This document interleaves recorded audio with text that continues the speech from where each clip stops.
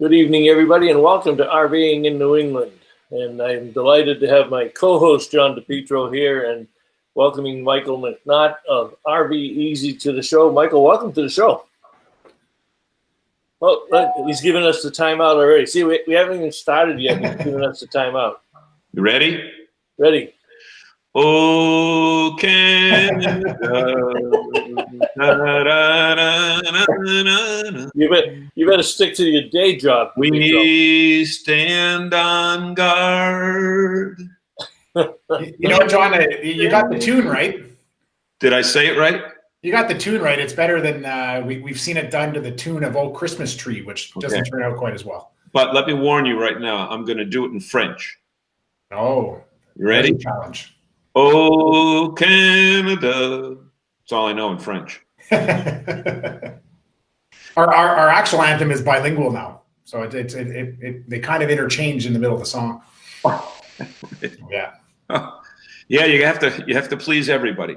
But yeah, Bob, we should introduce our guest and let people know why I just jumped so professionally into that Canadian national anthem. And there's not even a hockey game going on. Well, actually, I'm going to let Michael. I'm surprised we don't have any comments yet, so that concerns me a little bit. But go ahead, Michael, introduce yourself and tell us about RVezy. Yeah, great. Thanks for having me, guys. Really appreciate it. My name is Michael McNaught. I'm one of the co-founders of RVezy.com. What we are peer-to-peer RV rental platform. So think Airbnb for RVs.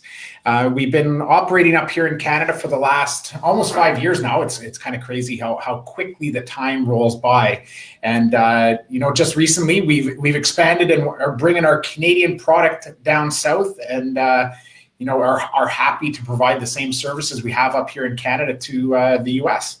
How long have you actually? And we did wake up the sleeping giants. We got Dwayne Cyrus from Winnebago on, Dante on from Windham, Maine. Good evening, Dante. How long have you actually been in the States?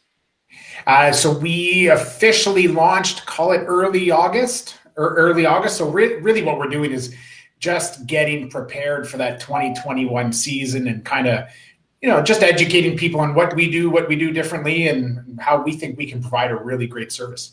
So Bob, we just had a first. Did you notice the first we just had?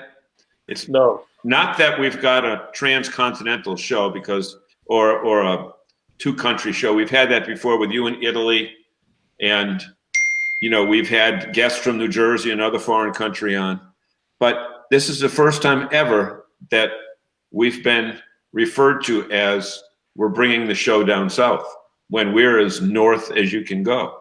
In fact, Pat, Michael, we might even be more north.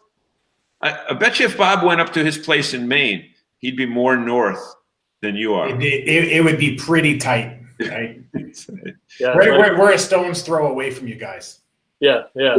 Yeah, I got a place up in Tell us what RVezy is, but more importantly, tell us the problems it solved and your own particular story, because as we were talking off camera before the red light went on, you're not just some venture capitalist that saw that there was a lot of money in the RV industry and decided to jump into it because of this pandemic. You were here much longer than that, but tell us about the fact that you are an RV owner and wanted to be able to afford the RV that you bought. Yeah, it's kind of a unique story, and I've been an outdoor enthusiast my entire life. Spent my youth in the scouting movement and kind of worked my way all the way up through that. Spent 6 years as a canoe guide in Northern Ontario. So what a great way to spend your youth, going canoeing in the backwoods of Ontario and fishing and touring around. So really I've always been passionate about the outdoors. Ended up, I started my career as a police officer, spent 12 years as a police officer. And back, I want to call it 2014, I managed to pick up a motorhome. I found a great deal on it, thought it would be great for family use and vacation. But like so many other people out there with 3 small kids, quickly we found ourselves using it, 2-3 times a year, but the rest of the time it was sitting in the driveway. So the entrepreneur in me said, well, why can't I rent this out to somebody else? And so kind of threw up a classified ad and offered it up for rent. And surprisingly, like the demand blew me away. I think I made like $15,000 in the first 6 to 8 weeks. Kind of blew me away that was there. But like it was the safety concerns. The cop in me was coming out. I had no idea who these people were that were renting my RV. No way to verify driver's licenses. They were handing me over thousands of dollars of cash with never even meeting me, and just thought they're so your wife wasn't mad at you anymore for buying an RV. No, and she didn't know I bought it originally, which was the great part. I took my daughter. He said it was evidence from a case that he was working on. I picked it up at an auction. I saw that it was a great deal, and I drove home with this 32-foot motorhome into the suburbs of Ottawa, and then I had all the attention of everyone on the street driving in with this monster bus.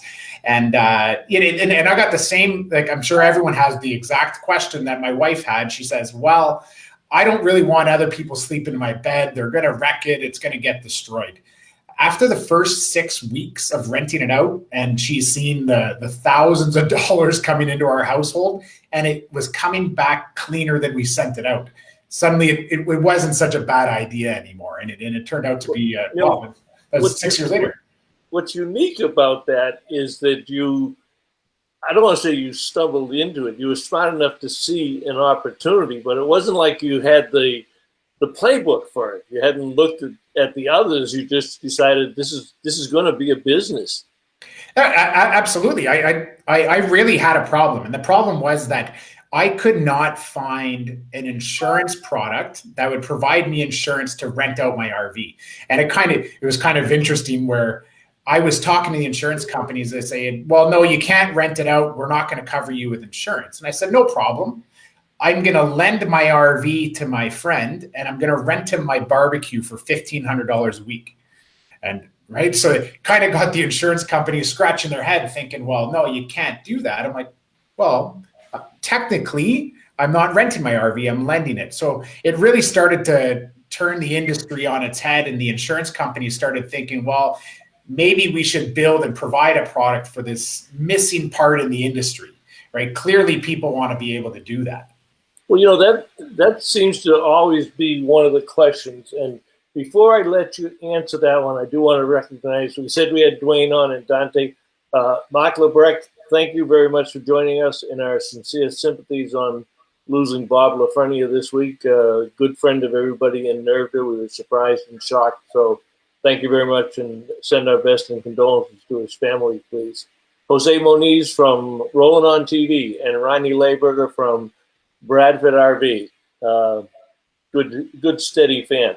But let's talk about that, because whenever people, when they started to see these peer-to-peer networks coming up, there were some horror stories, even by some of the people that were getting into the business, companies that were getting into the business. How did you solve that? Because I understand that's one of your big, I don't want to say selling points, but that's one of the comfort factors for people that want to put their RVs into your fleet. Yeah, and as an RV owner myself, like I've owned probably a dozen of them. It's the first question on your mind is, what if something does happen, right? Like the amount of it's your baby. It's probably the second most expensive asset you're ever going to own, and you want to take care of it. You want it to work for when you want to use it. You want it to be taken care of. So getting the proper insurance coverage, and not only just the coverage, but the correct and the right processes to support owners and make sure that everything does come back in working order in the way that it went out was extremely important. So the right insurance partners, the right insurance programs were essential. But then, like I mentioned, our internal processes of how do we handle claims and how do we handle a dispute. And at the end of the day, we support our owners. It's extremely important to have that trust between the owners that list their RVs for rent, because they're putting their faith and trust in us that in the event something does happen, we're going to be there. Right. And that we've, over the last 4 years, we've really refined that and built that confidence and trust in Canada, and made sure that we, we had our processes and everything was in place, and things have been great. Like, it's worked really, really well. And I think the important thing to let people know, though, is when you're renting out your RV, you're renting it out to families. Like, yes, damages can occur, but it is very, very, very rare. It does not occur very often, and you're meeting personally with these families, with these people renting it. There's a personal connection that happens, and it's really interesting to see how people treat other people's property with respect. So it's been really an eye-opening experience. I always said that was one of the things that people missed when we started to see peer-to-peer networks come on the scene, and there was that automatic negative reaction. I'm not going to rent my unit out. But as they understood it, the fact of the matter that you meet them face to face, you get to know the person who's owning it, and that person who's renting it out is going to make damn sure that you know everything about it. It's not like going to Hertz and hopping in a car and not knowing what's going to work. They expect that the person renting maybe never has owned an RV and has never rented an RV. Is that what you historically have found as you built the business? Yeah, and so everybody's driven a car before, right? When you go to rent from Hertz or Enterprise, people understand there's going to be a gear shift, there's going to be brakes, there's going to be an accelerator. If you've never been in an RV, it can be a little overwhelming. So on top of that trust that we have to have with our owners, there's also the owner wants to be able to share this passion and make sure they understand how to use the RV properly. I know personally myself, it takes me a full hour that I spend with my renters, and we go through everything. I have it all documented on video. And at the end of the day, I'm providing them with a trip, right? They're going on a 2-week vacation. I want to personally provide them with the best possible experience they can get. And so you have the same thing on the renter and the owner, is that they're both equally invested into this opportunity. And you kind of touched on it a bit, where you talk about how is it returned and that personal connection that you actually have. You're meeting with these people. And I always kind of compare it to a stay at a hotel room versus a stay at your great aunt's house. You stay at the hotel room, you leave the towels, you leave the room, everything's on the floor. I know if I was staying at my great aunt's house, you're tucking in the sheets, you're making sure everything's neat and tidy, and you're cleaning up after yourself, because there is that personal bond, there's a connection there. And people don't want other people to think that they're dirty. So it's been a really interesting dynamic in seeing how that relates to renting somebody else's RV. Okay, you guys have been talking about all that flowery stuff about, I want to rent the RV, and what would you like to talk about? Well, let's talk turkey right now. How much can I make? And let's talk some real numbers, Mike, because we've got people that have said, no matter what you take in a rental fee, you're going to pay for it in wear and tear and that type of thing. So I'm sure that if you've been around for 5 years, you must have some facts about doing that. So when we started the business, I originally had a Class A motorhome. And I said, if I'm going to get into this business and I'm going to immerse myself in the industry, I need to understand RVs. So I went out and I bought one of every single type. So I've had a fifth wheel, I've had a travel trailer, a Class B motorhome. I've had them all, because I really wanted to understand what's unique and dynamic about the market for each type of unit. And if you are looking, and again, not everybody wants to go out and rent it every single weekend. Like, let's be honest, we want to be able to use our RV. We want to use it personally. So it really depends on what your intentions are and what you want to do it for. So we see a lot of owners that use the rental market to kind of offset some of their payments, offset some of their costs. If they can make $2,000 to $5,000 a year, hey, that's a bonus. It's great money in the pocket. It's going to help me maintain this RV. We also have very entrepreneurial owners that simply purchase it for the occasional trip, but they want to maximize their revenue. So a motorhome, easily you're making $30,000 to $40,000 a year. Travel trailer up to $10,000, $15,000. It's really how you kind of structure it, right? If you're looking to maximize your revenue, then you likely want to pick the renters that are looking for a shorter mileage type trip over a longer period, right? Less wear and tear in the vehicle, longer period, less turnover, a lot easier to manage. And if you're looking for a couple weekends, yeah, go ahead, Bob. Yeah, I want to jump on a question. We get a question from Doug Turner. So what if the person who rents my RV blows the engine? Am I, as the owner, responsible for the engine replacement cost? And that's a very good question. And that's a very difficult, because it's very situational. You know, it would be like if you borrowed your neighbor's car. Was there something done that caused this engine failure, or is it the fact that the engine's just at the end of its life? So we address everything individually. I've personally had it. I personally had my transmission go on my motorhome right at the end of somebody's trip. It'd be very difficult for me to justify that the renter caused my transmission to fail. That being said, in many circumstances, we support the owners, right? We may not hold the renter accountable, but we may help pitch in to the owner to kind of get things fixed. But that's why it's so important to kind of document the condition before and after. Take your renters on a test drive, make sure that the vehicle's in proper working order, you have your maintenance schedules, and you're kind of taking care of it. Without that documentation, obviously it makes it much more challenging. You know, if you have 200,000-300,000 miles on your engine and it suddenly fails with no maintenance records, it makes it very challenging. Well, you bring up a valid point. And, you know, one of the interesting things about the RV industry is things are going to go wrong with RVs. They're handmade, you know, they're fragile. But a lot of times the consumers do not do the preventive maintenance. Forget renting it. They just don't do the preventive maintenance that they should do on a yearly basis. So an owner who is thinking about putting it into your fleet, they should have real good records from day one. That sounds like a normal thing, but people don't do that. But that's a good way, especially on major ticket items, the engine or the transmission. And so personally, I found when I owned my first motorhome, like it's not an inexpensive pastime or activity, right? You're talking about a large vehicle that requires maintenance, that needs to be looked at and needs to be taken care of.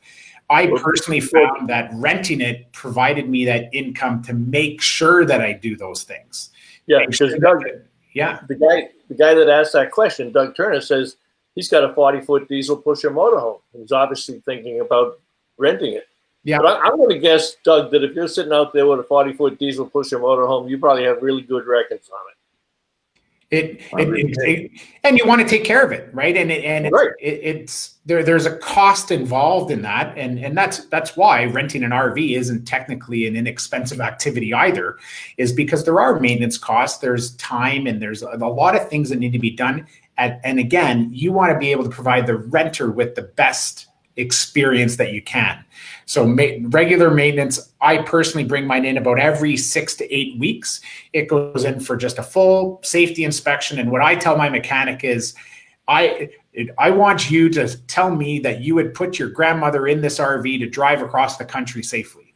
So you do the inspection according to that, right? Would you put your grandmother in this RV to travel across the country? Yeah. And it just make sure everything's in working order, and never had problems if you do that. Mike, I got a question for you. Let's use police talk here for a minute. Recidivism. You know what that means up in Canada? Yeah, absolutely. Okay. So if you've been in business for 5 years, again, you're just getting going in the U.S. and we hope, and I should say that you are a NRVDA, New England RV Dealers Association associate member. So you're serious about doing business at least in New England. What type of facts and figures might you have about members who have re-rented from you? I should say the other way around, owners that have rented through you. In other words, put their unit up to be available through RVezy. Are there a lot of repeat customers?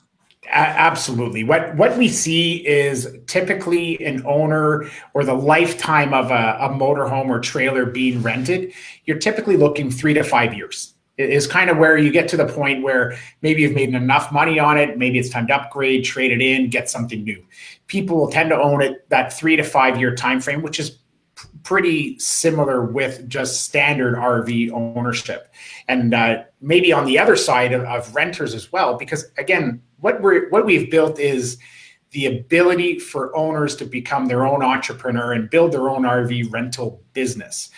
So we see repeat renters come back, and they'll rent the same motorhome over and over and over again because they built a really great relationship with the owner. They love the RV. They know what to expect. They know they're going to have a great trip. So we see our repeat renters is well over 30%, which is really amazing. And Mike, I think it's important to say that there might be people that think, well, if I've rented from the Joneses once, why don't I just go direct to the Joneses the second time and cut out RVezy? However, when they come through you, the insurance is a protection for really from both sides of the fence, right? From both sides of the equation.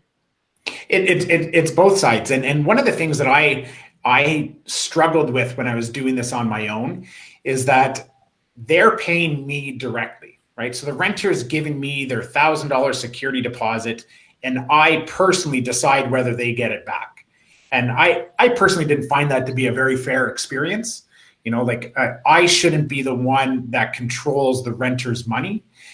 So just putting that at arm's length a bit, it benefits both the renter and owner. If there's ever a disagreement, if there's ever a dispute, we're able to kind of help mediate that. So, and you talked about insurance. It's so critical. If something happens, or heaven forbid somebody gets hurt, you could ruin your life, right? Like if you don't have the proper insurance coverage and you're doing this, you could be in a really, really bad spot. So at the end of the day, is it worth the $100 service fee that's going to go towards the insurance costs? I think it's a pretty easy expense to justify. Okay, let's zero in on a couple. We got a couple of really good questions. So Jim Convoy, who owns New England RV Roof. Hi, Jim. So Jim says, is there special insurance you need, and what about COVID? So as far as insurance goes, as long as your vehicle is insured personally, you can qualify for our insurance. As far as COVID-19 goes, that was a big question back in March, April, May, is, okay, how is this going to work? And what we did is we followed the guidelines set out by the health and safety industries, and provided that information to our owners and instructed them on how to properly clean and prep their vehicle to be handed over to a renter. And same thing to the renters on the return. And we did over 25,000 rentals this summer, and we did not have a single issue whatsoever regarding COVID.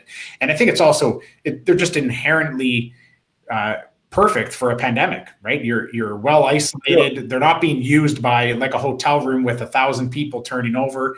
They're used very minimally, if that makes sense. And we also had suggested people have a time frame in between rentals, so they're not stacked one right after the other, just to give that time for that disinfecting to occur. One thing, John, you want to say hello to the Canadian Dealer of the Year? That's what I was just going to say. Before we went on the air, I said to you, Michael, do you know who Al Robinson is from Great Canadian RV?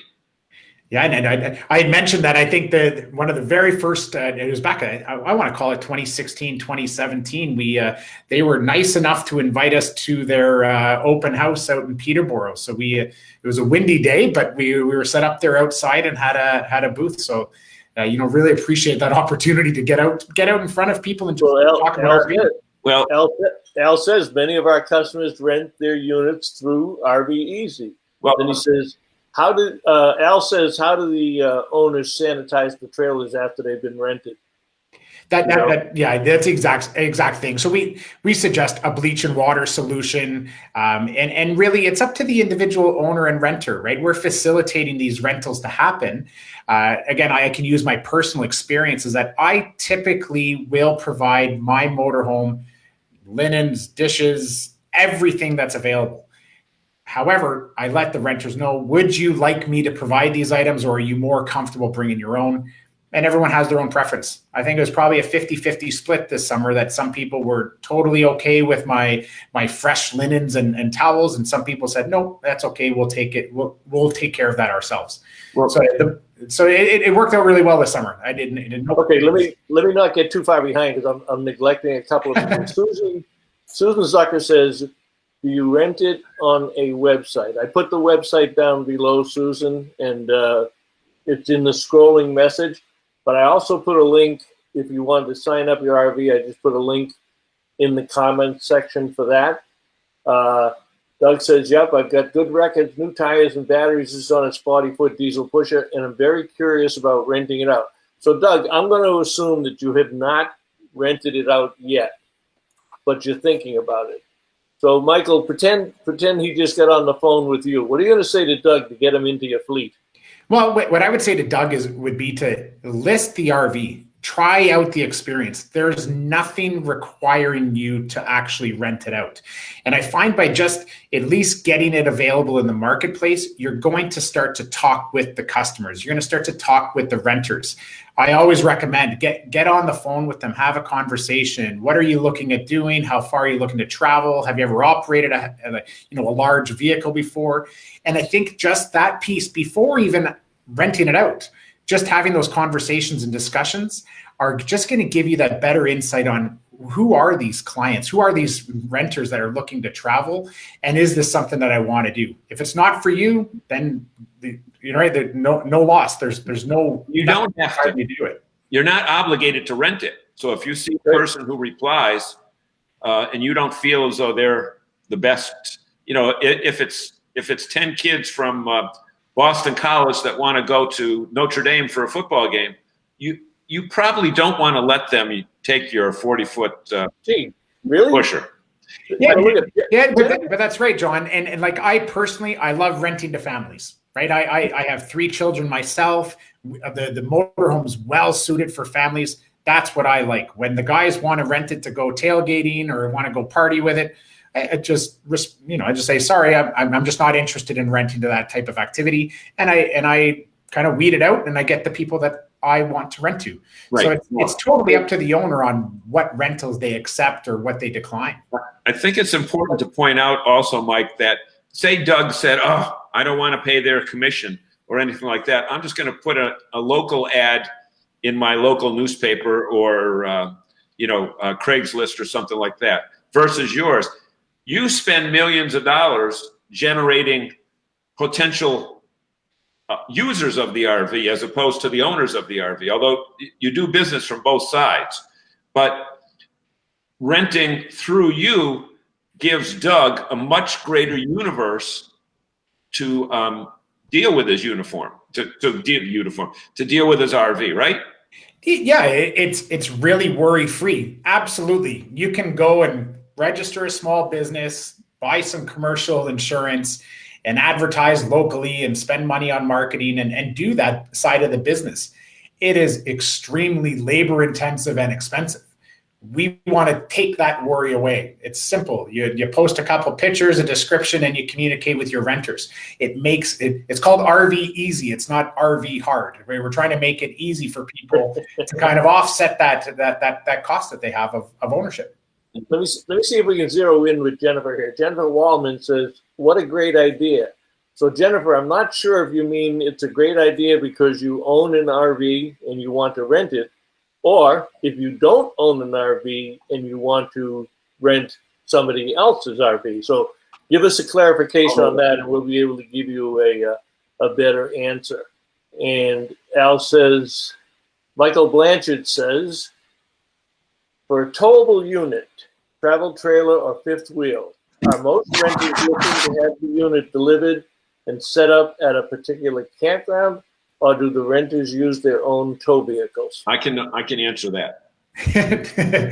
All right, have at it, John. I can answer that because I've talked to Michael before. That's an absolute great question, Michael Blanchard, because you might want to have a fifth wheel because you've seen one at a dealership or seen one at a campground that you've been to before, or you've seen one pass you on the highway, but you don't have a big giant diesel four-wheel drive pickup truck to rent it there. Well, then what you do is you go to RVezy, you look at the availability and find one that is located in the area that you want to go to, and then make the arrangement on your own with the owner of that particular unit to have them deliver it to the campground, have it set up for you so that you basically use it as a hotel room. So all you have to do is show up. You don't have to haul it there. You don't have to go through the excitement of trying to back up one that you've never backed up before in your life, or take it in and out of a gas station. Am I right, Michael?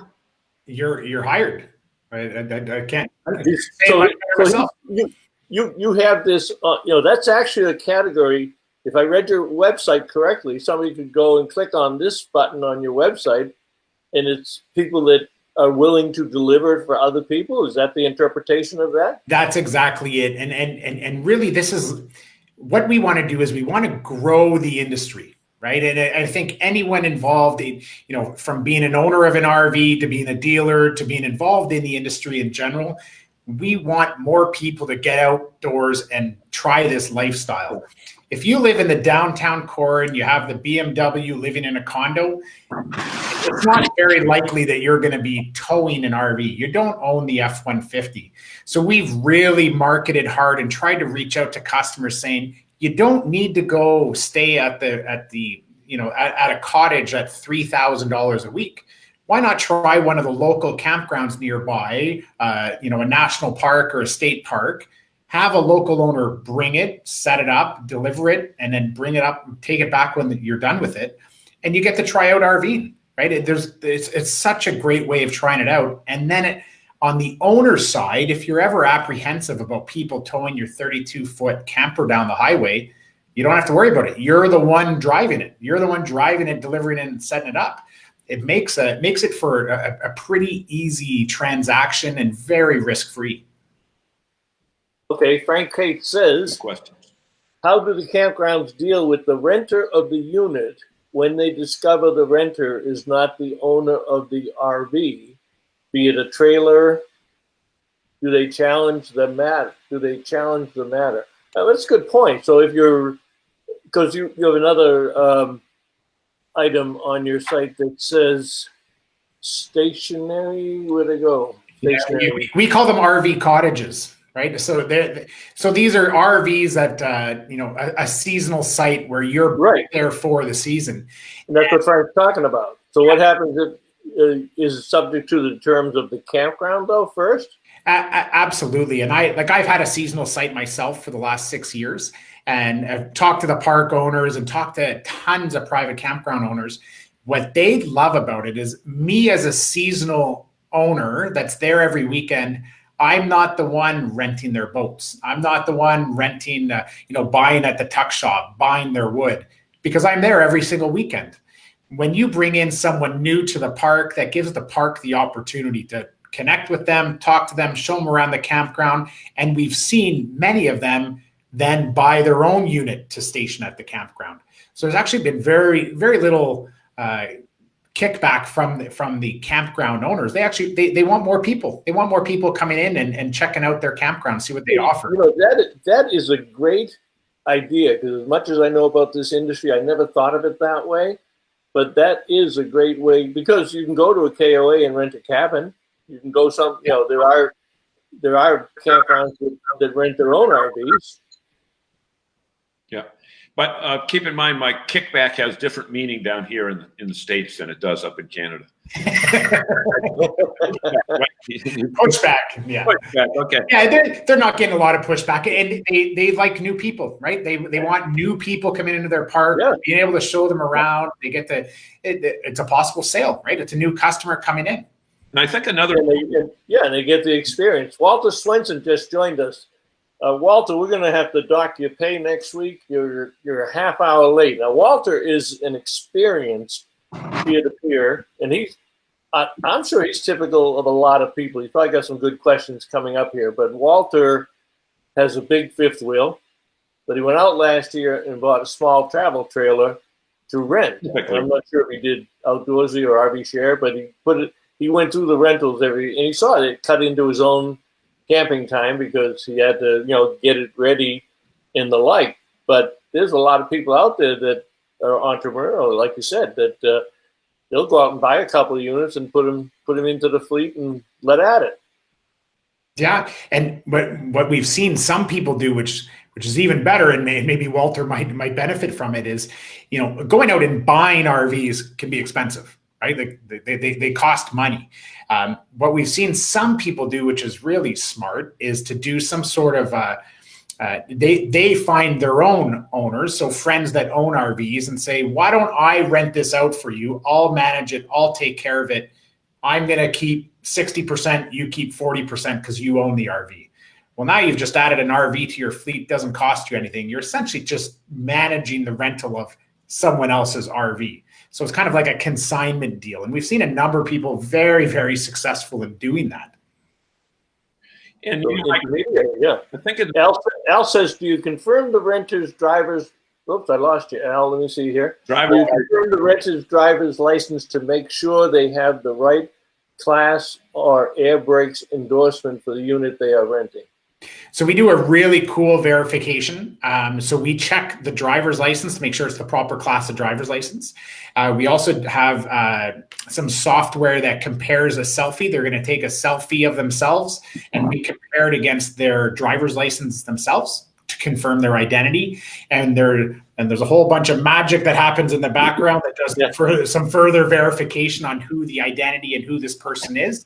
And they have to pass that minimum criteria. So once they pass that minimum criteria, they're eligible to rent. But again, I encourage every owner, get on the phone and just talk to these people. And you're just going to find out, is this somebody I want to rent to? Do I feel comfortable renting to them? Take them on a test drive. Let them drive with you in the passenger seat. Are you comfortable with how they drive? Have you instructed them properly? So yes, we do all the verification. But again, some people just don't get along. Like, let's be honest about it. Really? Get on the phone and talk to them. Meet them in person and see, is this a person you feel comfortable renting to?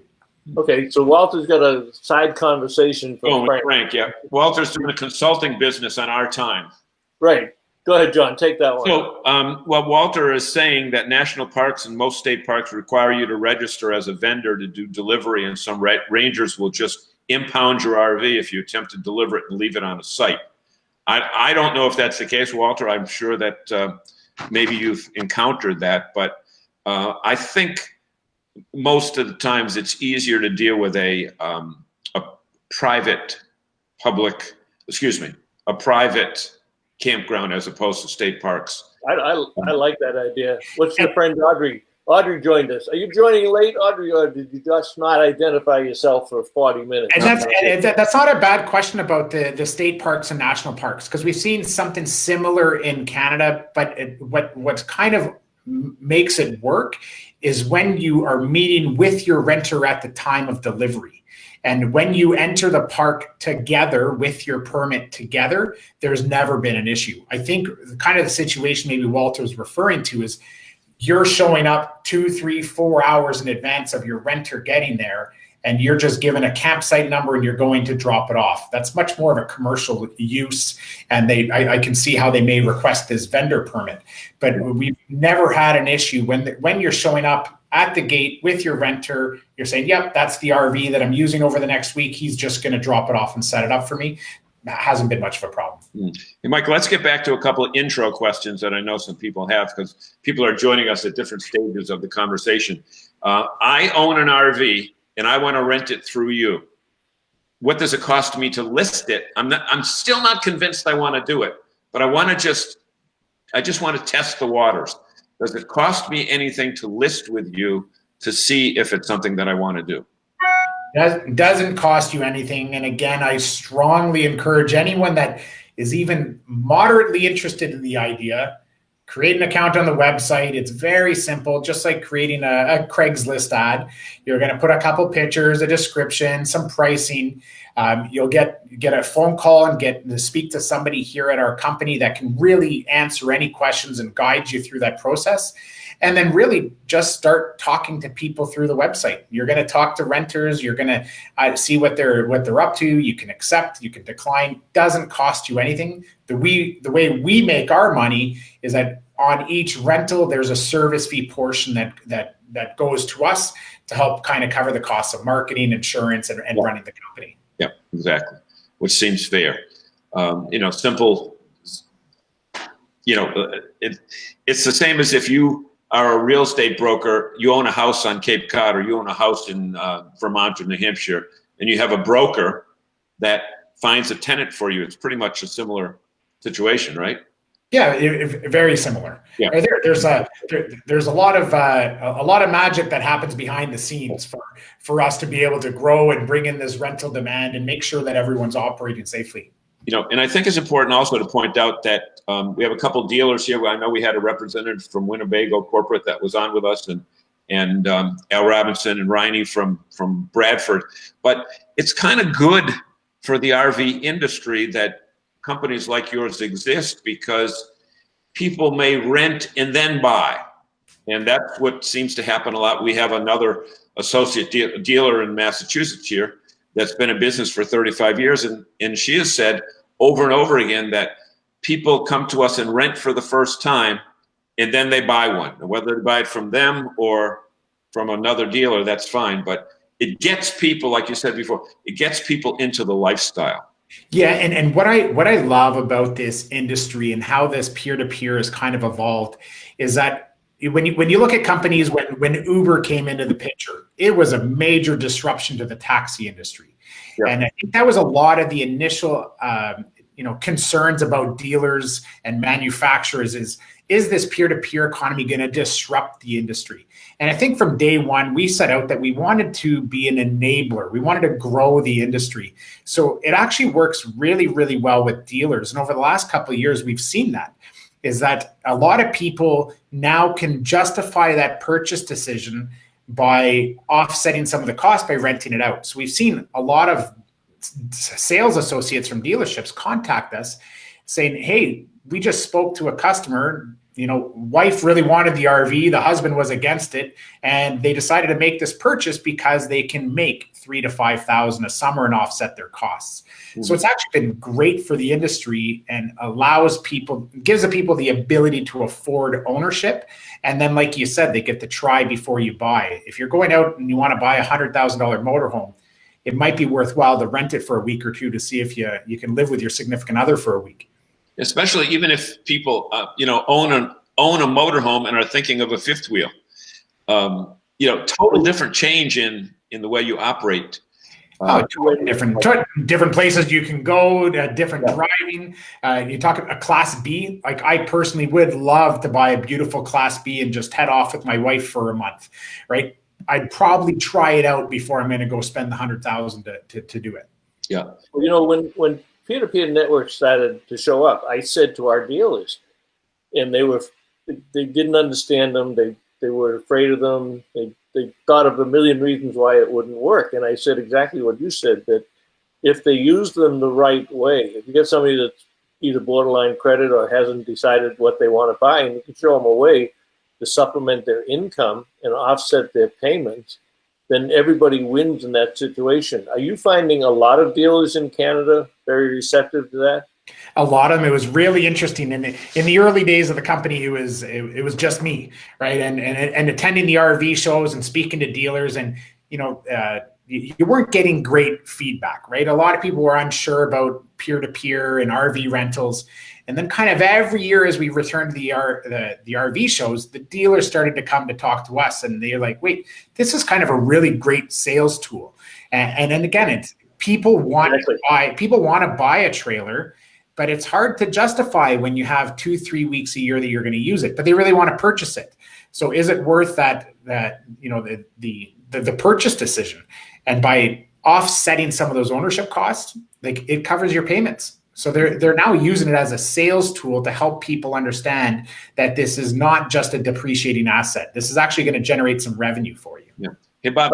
Let's talk to a potential customer. Frank Kate says, since I have no realistic idea of what to charge a renter of the rig per day, week, month, etc., do you have some numbers to educate an interested party? How do you? Because I think in most cases you let the customer set it themselves, or do you give them a guideline sheet, or how do you do that? So we do provide suggested ranges.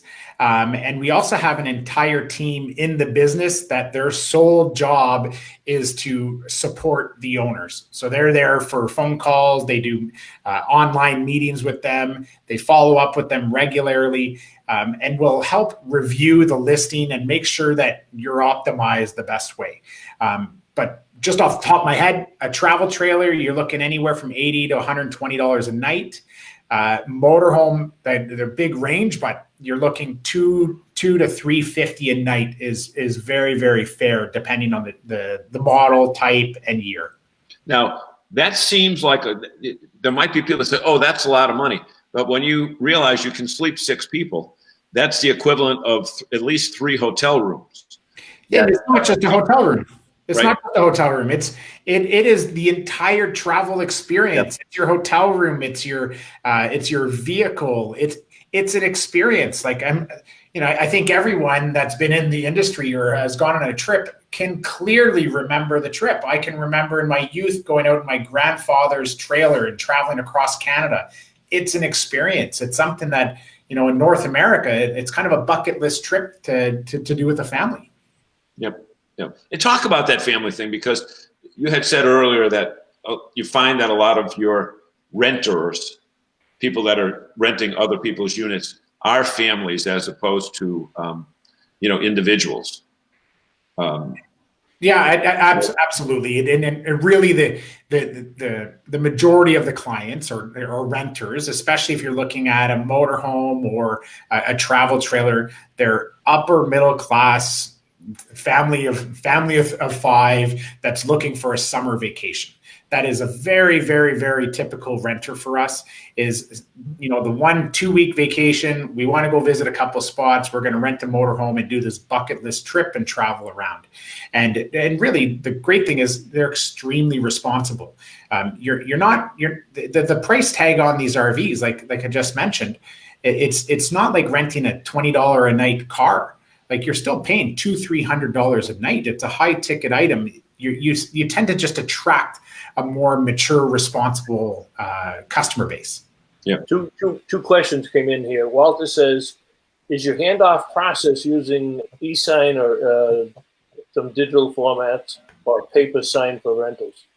Yeah, great question. So one of the things very, very early on that we realized is that owners wanted the ability to do everything from a mobile device.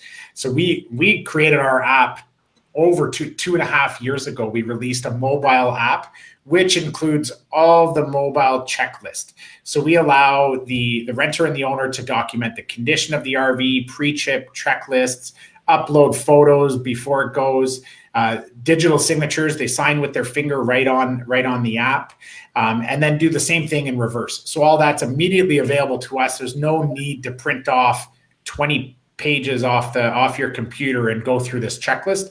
We provide all that digitally through the app. Okay, Walter also says some companies may cancel your insurance if you rent. You have to verify with them before you enter this process. Are you finding that to be the case? That's a long answer. I'll answer it for you. So some insurance companies will have a clause in their insurance that says that you cannot use their insurance for commercial use, which you're not, because our insurance coverage steps in front.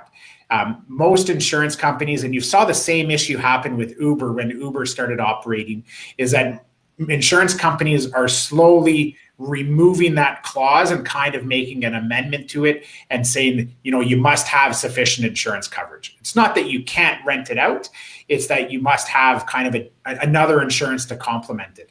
So that particular question, probably 2-3 years ago, we saw that come up a little more often. But insurance companies, again, they don't want to lose the business. They don't want to lose your business because you're renting out your RV and you have some external coverage. So that's less and less and less of an issue, but there's plenty of insurance companies that will be more than happy to provide you coverage on your unit if a particular one does not. Well, and I think too, and you would know this best, but the peer-to-peer RV community really just followed the Airbnb formula. And people said that wasn't going to work. They said you couldn't rent out your house. And that's not an issue anymore because there's several competitors that are in that marketplace. I think what we'll see is as the years go on, you're right, they'll amend their product to make sure that they keep you as a customer. Exactly. So early on, when this industry really started kicking off, there was a little confusion in the industry. And again, it takes a long time for that information to kind of trickle down to frontline members in the insurance company. But we've seen major changes, and it's an industry that over the last 4 or 5 years has kind of proven itself to be a sustainable business model. And right. A lot of people are now interested in the business, where early on it's the risk takers, insurance companies that would want to look at this business model. But it's very clear that this is here for the long term. So Mike, just give our audience an example. How big are you in Canada? How many, do you know how many units how many transactions you completed last year? Are you just beginning? Are you a mom and pop or what? Yeah, so like this year in Canada, we did roughly 25,000 individual trips, which is pretty significant, especially given COVID. Right, the season started very, very, very late. Typically, our January to May is a very, very high booking volume. People are planning their vacations in advance. COVID really disrupted that. So people were now booking much closer to the actual vacation date. So over 7,000 individual RVs available to rent. So now we're growing very quickly in the US, trying to get prepared for this 2021 season. And so I'm not sure how else to answer the question. How big are we? Like, right, pretty big team. Right? We have a team of over 60 employees here in Canada to kind of support the business, support the owners. You know, when people hear you're a new company, they don't know how new you are, but you're certainly experienced. Now, because you're new in the US, your numbers are going to be, and your availability is going to be a little bit less as far as your inventory is concerned. But my guess is that people who throw their hat, who put their RV into your pool, are going to be the ones that are the beneficiaries, because there's not an overwhelming supply right now. So what doesn't it make sense? And not only that, but we've had a lot of owners in the US that have been renting on other peer-to-peer platforms for the last couple of years. Mm-hmm. And of course, they want to try out, hey, see what we're all about. Yeah. And we've seen them move completely to our platform. Is that they've just really enjoyed the high-touch customer service, the knowledgeable staff. Like we have people that can speak the same language, right? Again, we're not talking about cars and vehicles. We're talking about RVs. They're very unique. And in order to understand them and understand the owner and their concerns and issues that are coming up, I think it's really important to have that frontline knowledge and customer support base that can support that. So it's been really nice to see, right? Is seeing people trying out what we've done over the last 4 years in Canada and kind of move their entire rental business over to us after trying out kind of some of the other platforms out there. Okay, so I sign up with you, okay, and I put my RV in your fleet. Somebody engages, and they're in Charlotte or they're in Myrtle Beach or somewhere, and in the middle of the night break down. Are they calling me or are they calling you? So they're going to be calling everybody, but inherently they do call us, right? They are going to call us, and they're going to be looking for assistance. So we provide roadside assistance. We have an unbelievable partner for roadside assistance, and again, this is one of the great things that we like about the company is that RVezy was created by RV owners, right? So providing roadside assistance for a battery boost or a tow. If you're pulling a travel trailer, it's likely you don't need that type of assistance. You're not going to need a locksmith to come and let you in or a tow of the RV. So we've built our roadside program more fitted for the RV industry. So, you're having a problem with the furnace or your problem in the air conditioner, your jacks won't come up or the slide out won't go out, or that your fridge broke and your food is spoilage. We provide that type of assistance, right? Okay. Which is much more relevant to the RV industry as opposed to kind of a typical AAA type roadside assistance. So we're there to support people. And of course, the owner is going to know specific things about their unit. They're always a great resource as well.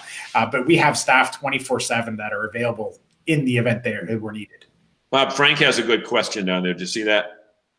No, go ahead and take it. Okay. It says, that was helpful info about the dollars per night, et cetera, for the trailer. So the campsite charge per night, for example, goes to the trailer renter or to the renter of the rig, the trailer owner or the renter of the rig. I will take that answer, and that goes to the renter of the rig. That's correct. Unless it's a seasonal site. That's correct. And the seasonal sites, what you see is there'll be a higher cost because you're also getting access to the resort. Yeah. But yes, it's up to the person renting the RV. They're going to book their site. They're going to make all those arrangements. You as the RV owner, your responsibility is to provide the RV, is to provide the accommodations and kind of deliver it, set it up, or whatever that may be. I think it's important also to point out that how you put your product out for use. Some people are going to think, well, this is my own unit, so I don't want to put it out that often. Others, like Walter, can go out and buy another unit if they find a deal on one and put it in the fleet and have no emotional attachment to it. They look at it from a dollar investment point of view, as opposed to, this is my baby and I don't want anybody to dirty it up, right? And what we see often is that people will start with their personal RV, right? They're going to try the first summer and they're going to rent it out, their personal RV, and they're going to start to see the demand and how much money they're making. And they say, well, wait a minute, maybe I should buy another RV, and this is strictly going to be a rental unit, and that's all I'm going to do with it. And we've seen many RV owners go down that path.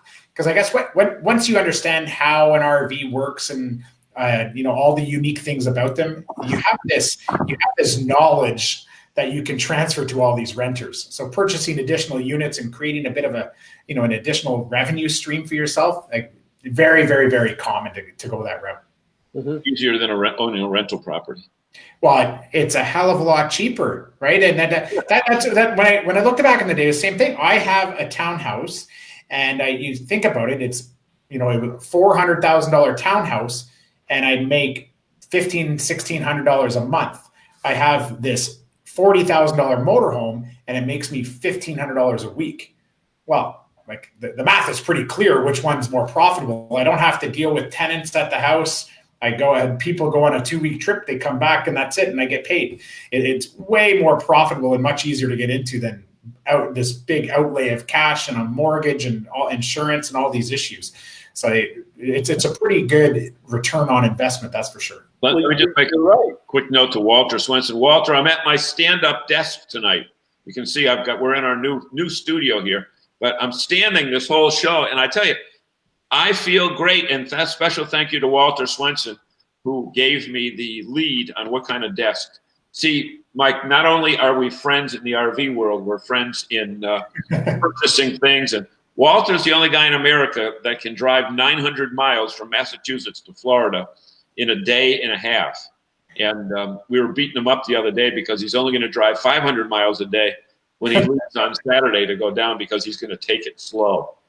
Walter, when you go through Georgia and South Carolina, this time you're going to get pulled over because the state trooper is going to stop you and say, Walter, why are you going so slow? You go so fast on your regular trips, they don't stop you. Because we can't catch you. Right. But look at we are at 7:59. We told you, Michael, this hour would fly by. It does fly by, that's for sure.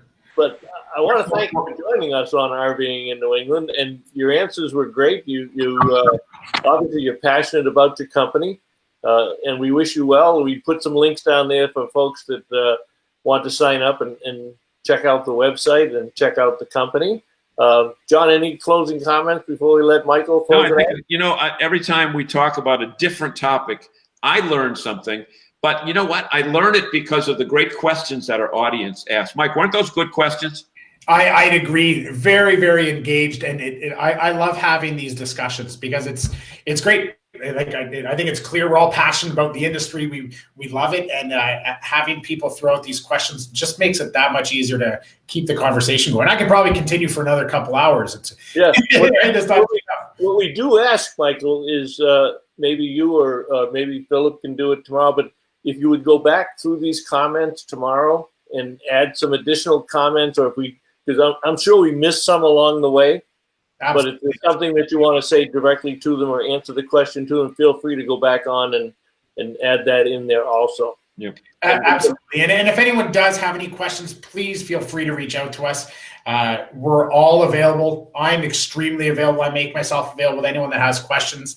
I think it's, again, we're talking about peer-to-peer rentals of your RV. The trust is so important. And we just want to make sure that we can have people's trust and just show everyone that we're there to support you through this whole process. So I'm sure you have a contact form on the website, but is there anybody's particular email that if folks from the show tonight have questions that you want to refer them to, or just go to the site and hit the contact us, or what? Yeah, I'd highly recommend the contact us, and it'll kind of point it in the right direction. It's going to ask you if you're looking at talking about your own personal RV, if you're looking to rent something, and it'll bring you exactly to the right person to talk to. Okay.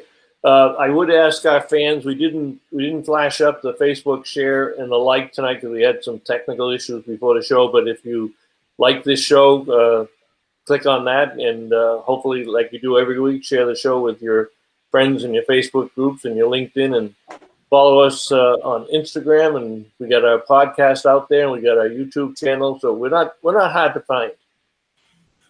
Not at all. Not at all. Michael, thank you very much. Best of luck with RVezy. I love the story. Love how you get into it, and we look forward to having you back again. Excellent. Thanks for having me, guys. Really appreciate it, and thanks for everyone for tuning in. All right. Good night now. Have a great day, everybody.